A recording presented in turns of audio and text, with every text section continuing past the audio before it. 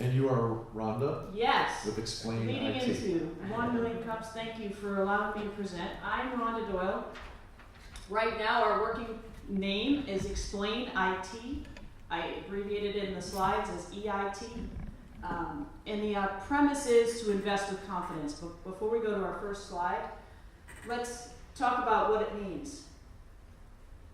When I say invest with confidence, I mean, how do we take a user, so the problem we're solving is, how do we take a consumer of technology and move them into user-defined technology? They define whatever it is that technology gives them as a result. So all of this investment that we've made in getting our consumers up to speed on purchasing and having, and even the lowest person, somebody told me once, when the lowest person has something you have, then you know you've made it. The lowest person, and if you didn't see Warren Buffett hold up his flip phone the other day on CNBC, he's got a flip phone though. He's walking around with a phone. So we've made it. How do we move them into, you can go to the first slide. How do we move them into a user-defined society? Let's dive in with, how easy was it for you to get up and get ready this morning? What EIT intends to do is make your process with technology, go to the next slide, from the time you get up in the morning to the time you start to receive news and information about your kids or your email or your business or your whatever it is, to the time you put it to action and start responding, and if you've had coffee, great. If not, we're prepared. Moving, and how do we connect? How do we connect with everybody all day and then come home, disconnect, and reconnect again? It improves our personal ROI. Means we've invested in TVs, in wearables, in phones. Now we want a return. We want this stuff to start doing what it was intended to do. Technology is intended to solve problems, make things easier, make us as human beings more efficient, and not take over our brains, hopefully. Next slide. So, how do we build our ROI, our personal ROI? We have a consumer base and an employee base. That's defining EIT. The consumer base means that 80% will be from age 18 to 68. It seems like a huge target audience. They'll make about $24,000 a year to $85,000 a year. That's average. The audience can be much larger. It can apply to anyone. It can apply to enterprises, and you'll see that in a few slides. It's really about trying to help whoever it is that's using technology, and we know that many people under 18 are using technology, in ways that improve their personal development. Our employee base, though, at EIT will only be about 10 to 25 internal, meaning that we'll have a reliable, small, dedicated, professional, trustworthy group of people expanding and outsourcing and being the client relationship builder with everybody that you need to make your technology successful. Next slide. How will we operate? This slide is hard to see, I apologize for that. 3 plans. Yes, they will be subscription. For those of you who've seen more presentations than need to know. There'll be an ad hoc though, which is for those who are not tech savvy. An ad hoc is just an individual session or a first assessment. Say you just need to come in and find out how to get your wearable to do what you want it to do. That's an ad hoc. IPE stands for individual, professional, or enterprise. It's the majority of our business. It's what we'll do with a person that comes in and says, I want, and the metaphor I use here is the fitness plan. I want this piece of technology to do what it says it's supposed to do and help me get to point B as fast and as easily as possible. Professionally, I want this piece of equipment to help me improve my skills, to get me more money, to expand my business. I'm a Pinterest person, I'm a blogger.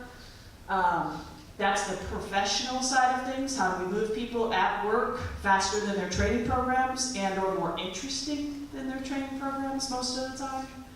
And then enterprise, meaning that businesses can come in, how do I reach customers? How do I use this technology to its maximum potential Yes, I have an IT department, yes, I have a security department, but how do I get what I want out of it in a new generation with new people?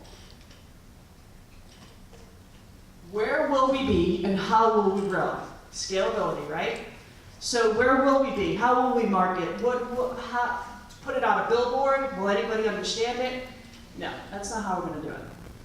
How we're going to do it is using the people who know technology the best. That's not us. We are here to hopefully let them teach us. The user-defined part of this is to let the generation that's growing up with it, that's using it the most, take us where we want to be. Take us to sporting events and arts and nonprofit events and fundraising events and in different markets, Hispanic markets and black markets and markets that we normally wouldn't necessarily even know how to advertise to. Take us there. Take us there in a van that's about the size of a U-Haul truck, a small one, not a semi, maybe sometimes a semi. If you've not seen them yet, they look like showrooms. They look like, you know, there's something going on inside.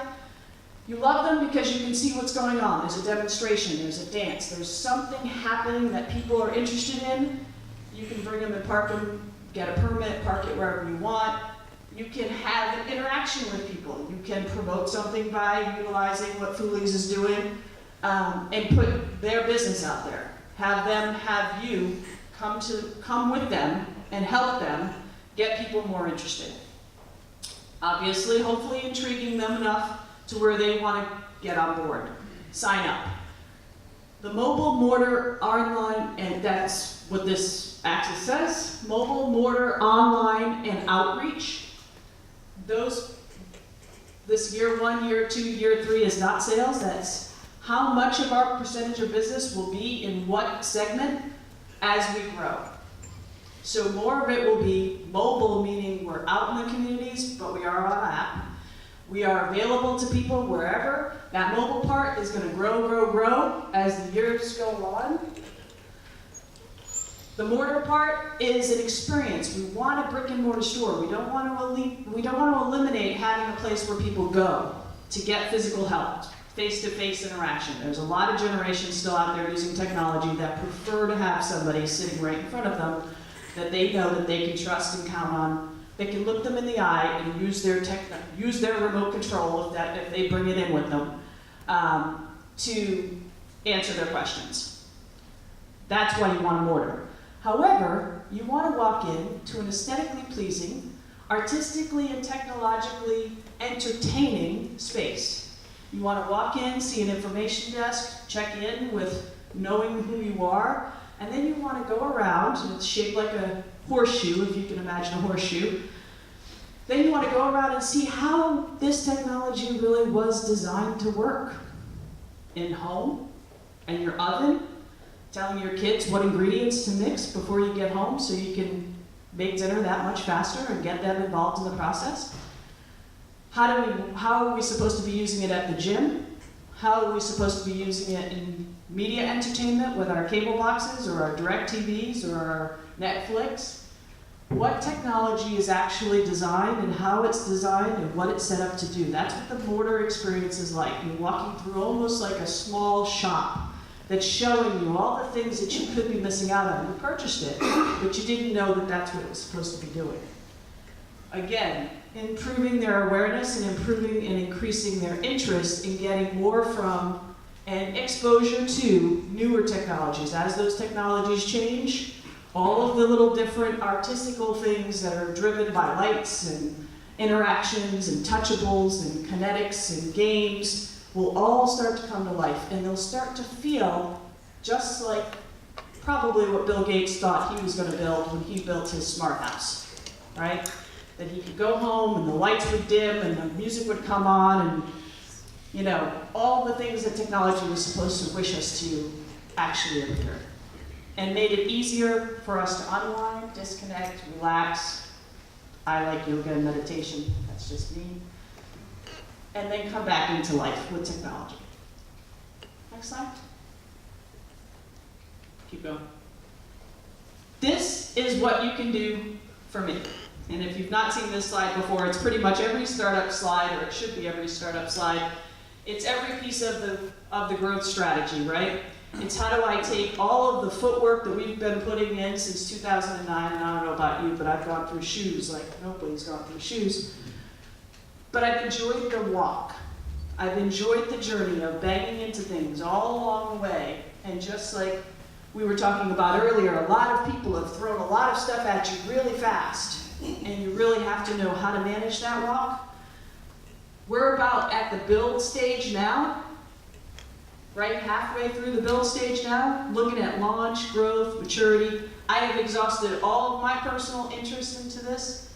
I believe, beyond a shadow of a doubt, that my competitors, who will only be people who are perceived to have been providing solutions. In other words, if you had a broken piece of technology, you took it into the Geek Squad, or you took it into some iFixit place, you even took it back to the store you bought it from and made them fix it. Those might be people's perception of what our competitors would be. I don't think there's a competitor in our market right now that's offering what I believe I envision to see happen. But that will happen. So, what can you do for me? Obviously, be you. That's it. I have a notebook. I walk around with it all day long. I work in a physical environment at a Wawa. I watch apps being used. I watch people walk in, and I'm one of those kind of people in the morning, actually, no talkie before coffee. No talkie. But at the same time, they all give me something. They all give me an experience. They all share with me something that that is an opportunity for technology and for my company to be aware of. They all help me grow. So just be you. Thanks so much.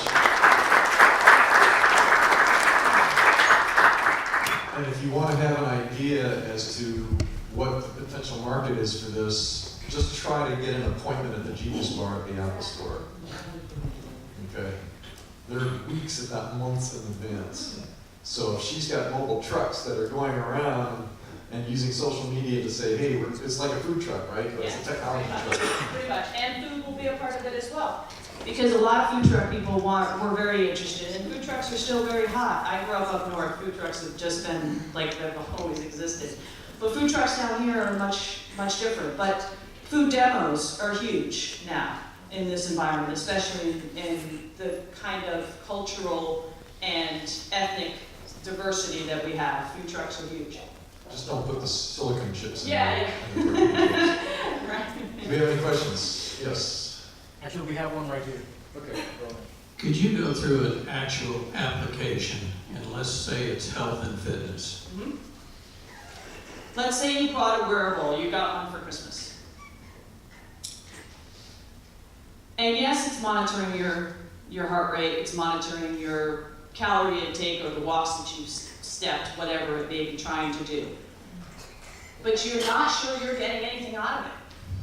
You don't have any way to baseline or benchmark like we talk about in business. We benchmark everything. Where are we and where are we going? When you walk into, and I go to Planet Fitness, I love Planet Fitness, but I've tried Orange Theory, I started out with them, I love them as well. They benchmark you, right? They come in, they take your measurements, they want to know your weight, they want to know your goals. We do the same thing. We assess you based upon some questions in your Fitbit and what you were trying to do, especially the elderly population. Are we trying to worry about how much sugar and cholesterol and all the things that we're doing for our heart? Or are we trying to look at the Fitbit and make sure that we made it to wherever we're supposed to make it to? Once we have the assessment, we walk into a plan, and that's where EIT comes in. What do you need? Let's set up the plan, and let's make sure you're getting to wherever you're supposed to be getting to. If your cholesterol is supposed to drop, if your medicine is supposed to be at a certain percentage, is the technology that you have able to do that? And if so, great. If not, let's look at what it can do for you. We're not trying to take it away from you if that's what you were given or that's what you invested in, but utilize it to its maximum ability. Most people aren't.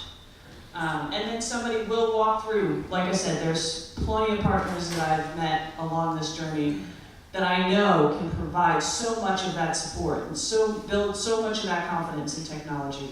And I say, especially to the older population, to not fear it, I had a conversation earlier about fintech, and I did some real estate fraud investigation. That's part of my resume. We can't fear it. We can try, but it's going to take over. So health is one of those big deals. Does that answer your question? Good morning, David Zumwalt. A little under the weather, so pardon the voice. It's clear to me that you were a futurist, but you said, please be you, so that's what I'm going to do. Please do. I can't tell whether you are just skating on the edge and you're going to have great success, or if you're going to fall off the edge and have a colossal failure. I want to share with you why I have concerns about that, because I hope that you find some value in these remarks. Absolutely. Carly Fiorina in 2003 or 2004, when she was heading HP, had as a goal for Hewlett Packard to be the company that unified all of the devices that we use, whether it's PC, it's media, anything that attaches, because nobody had done it before. The only company that had come close was Sony, but they were doing it with proprietary technology that could only speak of Sony. We're now in 2017. Has HP accomplished this stated goal of the company to become the ubiquitous platform that seamlessly integrates all of the devices that you might possibly touch? The answer to that is no. Now, you can argue that HP is too big to make something like that happen, but I would argue a little differently, and that is you may be too small to make something that big happen. So I would encourage you to get really crisp on what it is that you want to go after. The gentleman, I think it's Bill, was talking about health. For example, find something that you can go and demonstrate a win in. But in the meantime, you're talking about having trucks, you're having storefronts, you're doing online, and all of this. And the expense of getting something like that started is going to clobber you before you're even out of the gate. So your challenge has got to be to find a way to connect the future vision that you clearly have with something that is actionable and executable now. Because I don't think that you're going to encourage investors to be along for the ride for as long as it's going to take to succeed, until you prove to them that you can succeed at a pace that matches their own investment appetite. Okay. Good point. Thank you. I would agree with that.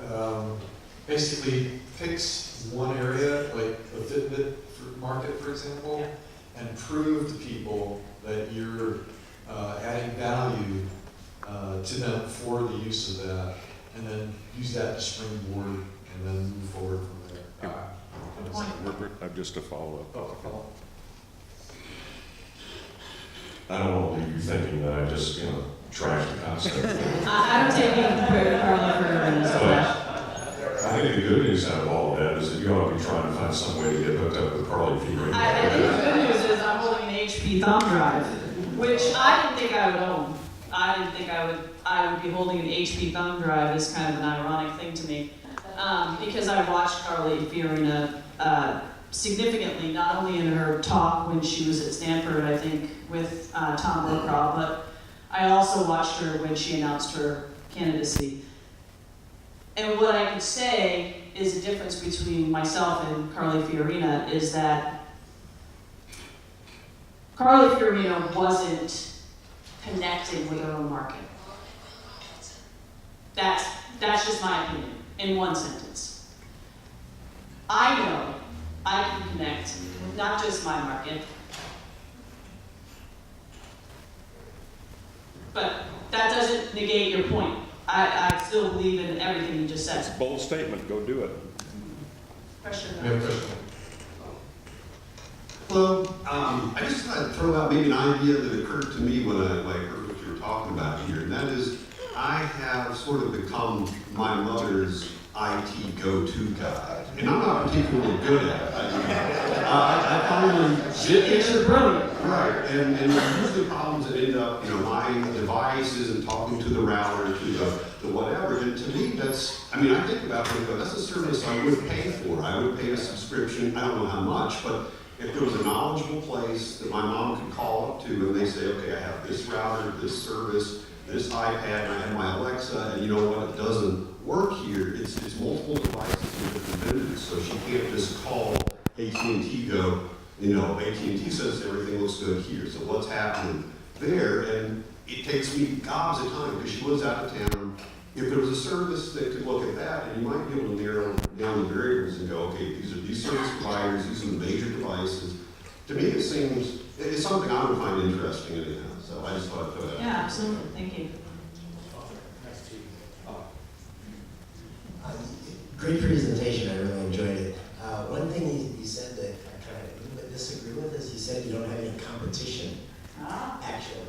I think you do, and that is my children and my grandchildren are the people that are providing me with the answers to how to be able to utilize this to my advantage, as opposed to just having this $800 iPhone. So they're providing you with, Not instruction on how to use it, but how to maximize its benefit to me. so you're letting them be the user divider, or user definer. You want to keep your weight down, there's apps out there. Yeah. And here's what they are, and here's how you use them, here's how you marry those with your diet and your exercise to maximize the use of your phone or your iWatch or whatever. And you bring up So two there good is points. competition. Yeah, you're right. Absolutely. I have a 12 and a 14-year-old. Trust me, they keep me Yeah. quite competitive all the time. And they're very, very smart young girls. But you bring up a good point. There's two things that have come up consistently, and that is one, transferability of skills between cultures. And the majority of people in a different culture are allowing their children to be their user definers, right? So their children translate, their children occupy more of the information that an adult gets. There's some opportunity there on both sides, because you know the next generation is always, like I said, my 12 and 14-year-old are always going to be the people that give me the best challenge. And so that competition I look forward to. But thank you. Yeah, you're right. The other side of it is that they're very smart. Which is They're a lot smarter what it sometimes. does is it puts the emphasis on, at least for the individual, as opposed to how a company can use it to help make the business better. But from the individual aspect of it, And working with them too. your market is more open to that. Yeah. And keeping them trained and them not taking an idea and moving it to wherever. Absolutely. There's a lot of that competition. So the question that I have for you back here is, I'm just trying to understand if you have team members or individuals associated with your business that understand and have this knowledge to answer these questions, or you mentioned an online aspect. Is it a go populate my questions and my requests, and based on that you're pulling a database and feeding them content of how to optimize their solution? And the reason why I'm asking that is I've got a friend who has one of those repair locations, has been able to grow it into some sizable business in the brick and mortar space, but it's hard to scale because hiring people to do the repair work, to understand all the different devices out there and all the different configurations, and to do the repair work is a very complex piece of the business model. And it makes it challenging for them to retain, hire, add, and scale that business quickly. So I'm trying to understand for you, is the future a technology solution, or is it people oriented? It's a great question, and it's something that obviously doesn't have a fixed answer. It's a very dynamic answer. It comes from a place of the 10 to 25 internal employees will be technology proficient. They're not all focused on just technology. Obviously, we'll have legal issues, we'll have accounting issues, we'll have. What we want to do, though, is keep our employee base moving. So the idea is for a three-year salary contract with employees that are in the 10 to 25 area, and allow them to build whatever it is that they're creating, whatever they will build to get their maximum benefit from both the company and it may be, like you said, one of your friends who's reached a place where maybe supporting himself isn't the best thing he can do right now, but for 3 years he could build up, a significant percentage more to support himself and or move into something else. The rest will be outsourced. So for people who, especially, and we're never going to get away from this. all technology devices will not operate on the same platform. They just won't. It doesn't make any sense to. So there always is going to be conflict, always. The part that our company will play, or my company will play, is to hopefully build relationships between what it is the user is defining with the technology and then who needs to support that technology. The user doesn't have the training, the expertise, and the awareness of how to get their problem solved, and that's all they care about, regardless of who they are. The companies, the technology companies that you're talking about, and all of the complexity of changing and upgrading and cloud services and all that stuff can be managed, I think, more efficiently when we have somebody that's working on behalf. I was a real estate appraiser for a long time, so maybe that's kind of a gift. You know, you have to work between the person that wants it and the person that wants to sell it and the person that wants to make sure that they're selling something. You know what I mean?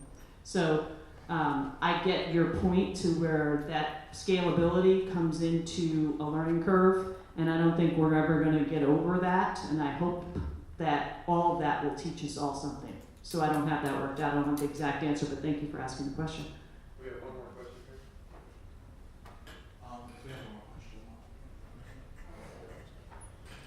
question. Well, I have to say that as my dad's help for being technology, I would gladly shut him off on someone else. But so with the future and how the company, there are companies, the technology companies are right now trying to push for the right to create more proprietary software and stuff like that, and trying to basically push mom and pop shops out of business so that they have more control over their own products. How do you think you're going to be combating that with stuff like that? As the small David of the Goliath.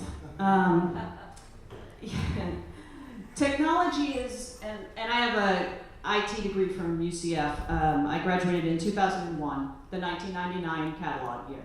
1999 wasn't just Prince, I grew up with him, but it was the year before Y2K.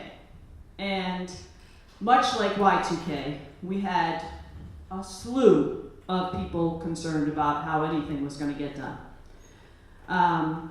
I don't think there's any benefit for large technology companies to put mom and pops out of business. It just doesn't make sense for them. A lot of people, though, that are mom and pops don't know the power they have. And I'll go back to being a woman. Maybe that gives me a competitive edge, because not utilizing the power you have as a mom and pop, because you have that personal interaction. You have that market that doesn't necessarily like Big Brother or Big Ben or Big anything. They like somebody that they can talk to, that they know. Again, being in real estate, they like the old banking systems. They like the person that they used to go to lunch with. They like the golfing partner. The mom and pops just don't know that power. And I'm going to put that power in their hands. It's not combating it, because large technology companies, and don't get me wrong, Google and Apple and whoever else, Verizon, anybody can come to me with their I-4 corridor presentation, and I've seen a lot of them, and tell me how much bigger they're going to get. But they're always going to depend on the user, and they know that. I can tell you they know that because they're writing books about it now. Because YouTube is YouTube because somebody decided to make it YouTube powerful. They took it and they did something with it that nobody at YouTube was doing. So I think it's just empowerment, but it's going to constantly be one of those things where large companies are always going to want to buy small companies, and that I don't want that to end, but does that answer your question? Okay, so what can we as a community do to help you? You believe you answered that, but go ahead. Yeah, but you can help me, and like I said, besides just being you have contacts, you have knowledge, you have wisdom beyond my years, you have friends, you have family members, you have lots of questions, and I have lots of ears that love questions. We love questions. So give them to me. That's what helps me keep thinking, and when I'm walking along looking at the city, that's what helps me helps me build my business. Okay, so Rhonda from Explain IT.